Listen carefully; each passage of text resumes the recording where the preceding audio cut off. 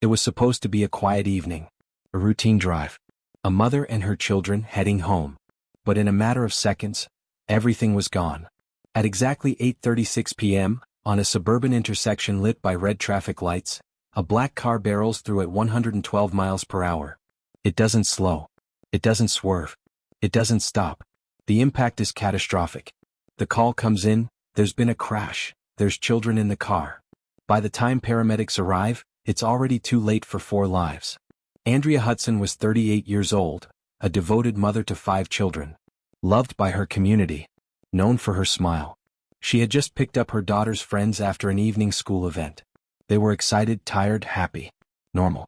In the back seat sat 12-year-old Boyd Brown. Beside him, 12-year-old Eloise Wilcoxon. Her 13-year-old sister Matilda sat up front, chatting with Andrea. 2 of Andrea's own children were also in the car. No one could have known what was waiting for them at that intersection. At 17 years old, Chase Jones looked like a typical teenager. But his driving record told a darker story. This was not his first crash. Or even his second. Court documents would later reveal, this was the 3rd car he had totaled.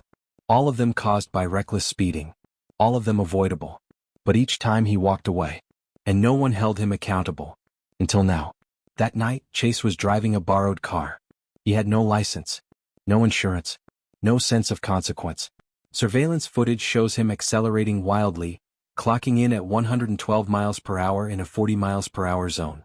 Witnesses say he ran multiple red lights. He didn't even try to brake. Not once. The black car struck Andrea's vehicle with such force, it was thrown into a utility pole and split nearly in half. Andrea Hudson died instantly. So did Boyd Brown. So did Eloise and Matilda Wilcoxon. Andrea's other 2 children were left clinging to life. The scene was chaos.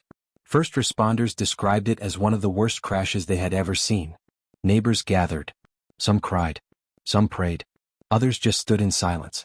Andrea's mother arrived on the scene. She would later say in court, "I kept asking why it had to be them.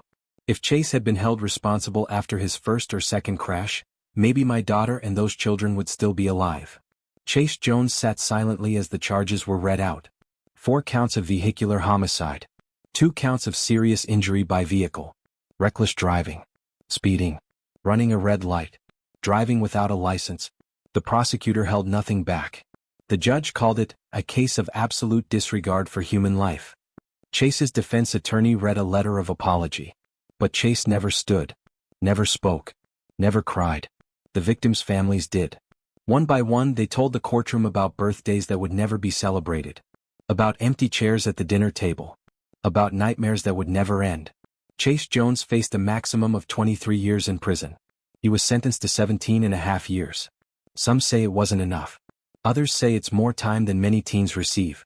But no one in the courtroom walked away feeling whole. Back at the intersection, flowers still sit by the pole. A child's teddy bear. A cross. Photographs. Messages written in Sharpie, now faded by rain. At 8:36 p.m. each night, the traffic light still turns red. Cars still pass. But for Andrea Hudson, Boyd Brown, Eloise, and Matilda Wilcoxon, time stopped forever. All because one teenager thought the rules didn't apply to him.